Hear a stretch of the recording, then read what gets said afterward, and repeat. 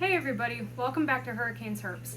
Today, Aleem and I want to talk to you about bioactive enclosures, what it is, how to do it, what to look out for, those kinds of things. So the number one most important thing in a bioactive enclosure is to know that you are basically recreating a natural environment in a micro space. Now your micro space can be teeny tiny at 12 by 12 by 12 or an 8 by 10 by 4 or whatever.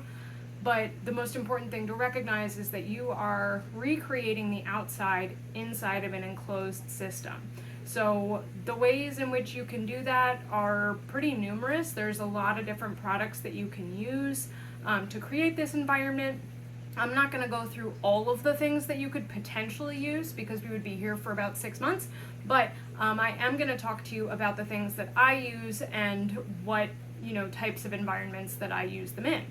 So one of the things that I want to talk to you about as far as your bio enclosures are making sure that you have a proper drainage layer. This is the number one mistake that I see and hear about in bioactive tanks, and this was something that I kind of missed when I was first starting. So, making sure that your drainage layer is deep enough for the species that you're keeping. One thing that I found, for example, when I was just starting with dart frogs was that I didn't make my drainage layer deep enough, and with misting every day, all of the substrate kept getting flooded.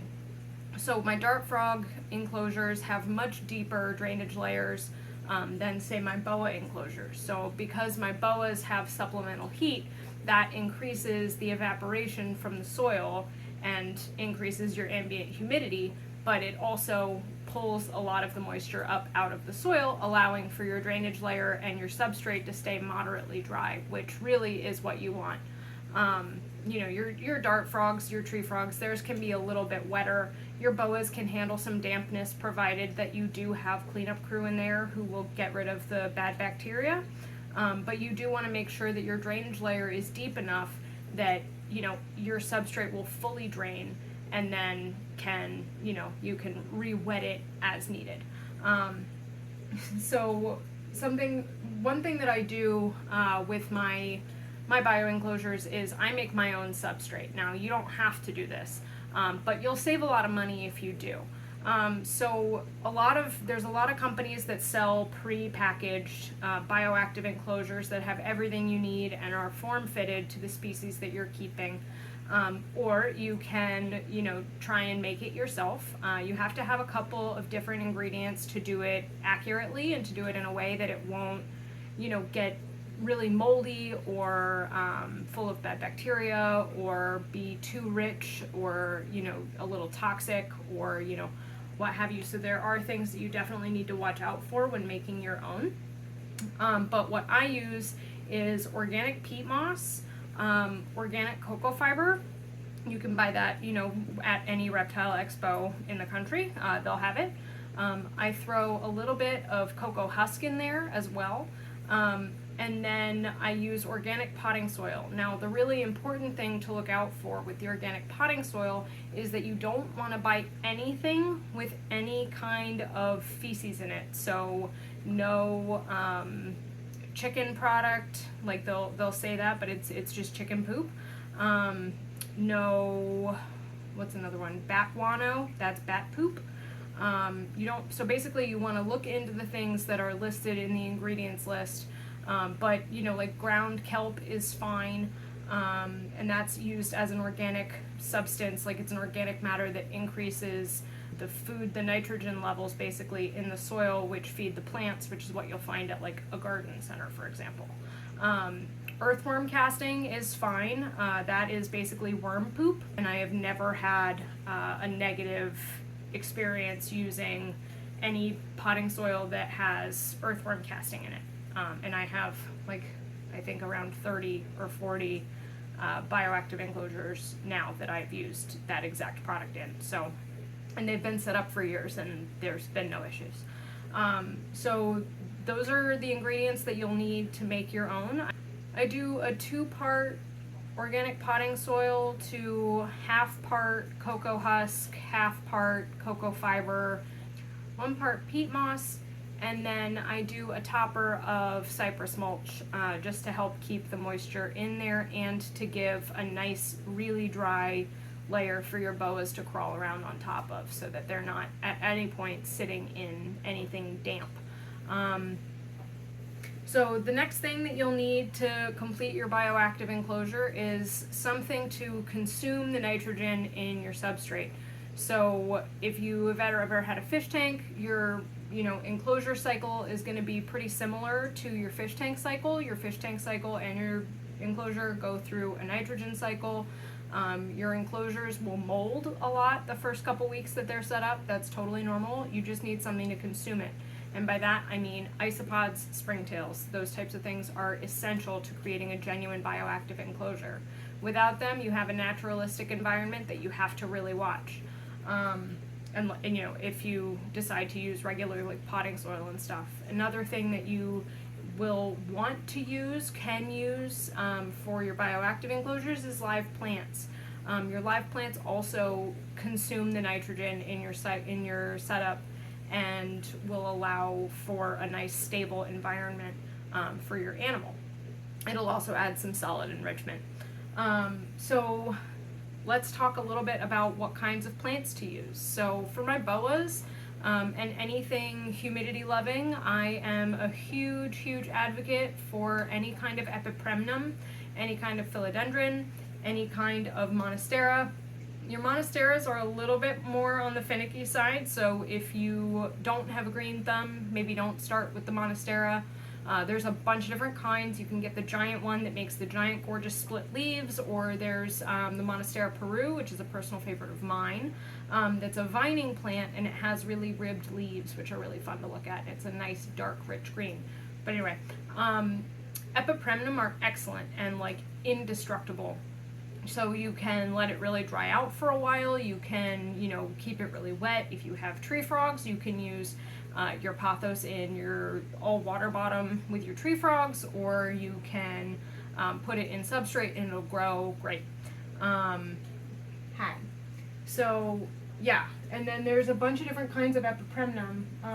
This one in particular, here you can kind of see, I don't know if you can see, but there's different colored leaves. They come in different shaped leaves, and they're just a lot of fun, and they grow like weeds, so it's fantastic, and they propagate super easy. So if it gets super crazy in there, you can just trim it back, pop it in some water, and grow a whole new plant from it to put in your next boa enclosure.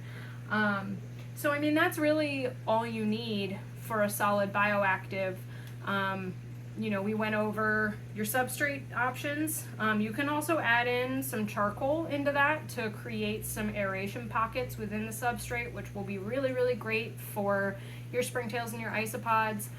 Your cocoa husk is going to do the same thing. They're both going to suck some of the excess water out of the soil around it and basically become little sponges.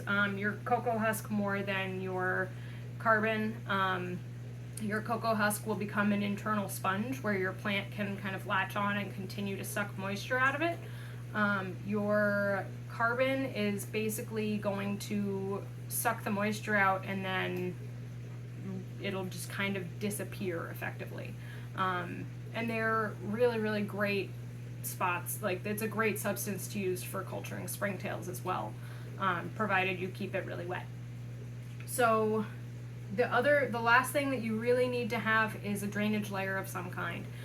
Your drainage layer does, obviously the creation of a place for water to go at the bottom. So let's say you water a plant, you water your enclosure, your soil absorbs as much of it as it can, and then it doesn't have enough room left in its fibers to absorb anymore, and you have standing water on the bottom of your enclosure. Standing water plus soil is a recipe for bad bacteria.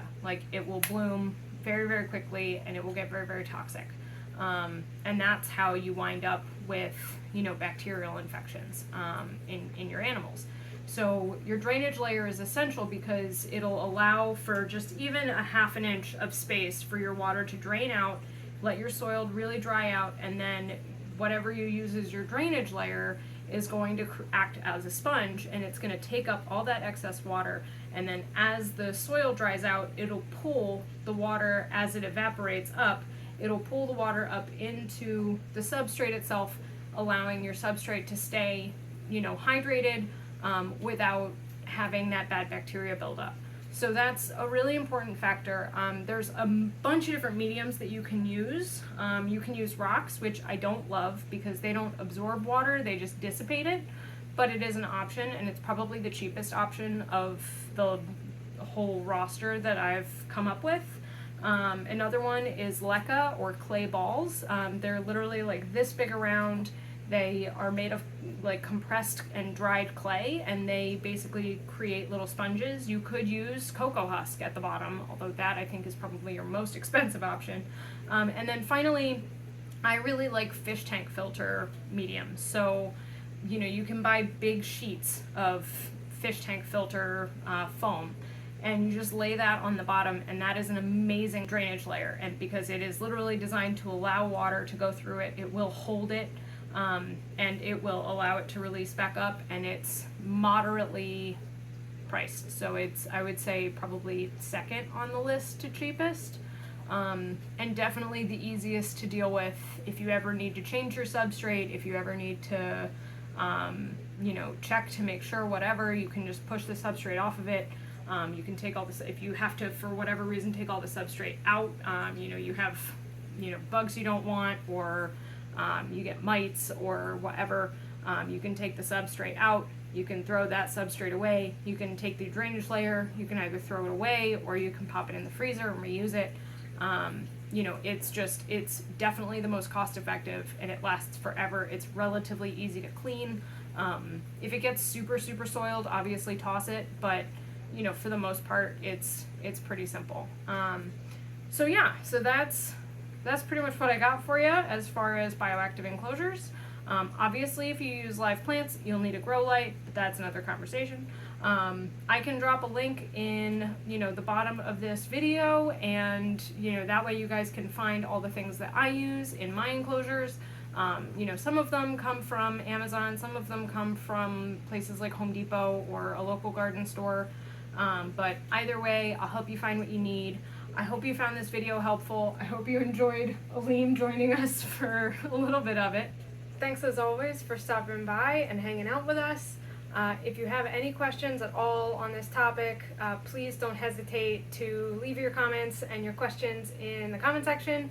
And if you found this video helpful, please drop a like and a follow in my channel, because I would love to have more people to show this to, and you guys make that possible. So thanks again, and I hope you guys have a wonderful rest of your week. Until next time. And thanks for stopping by my channel, and have a great one.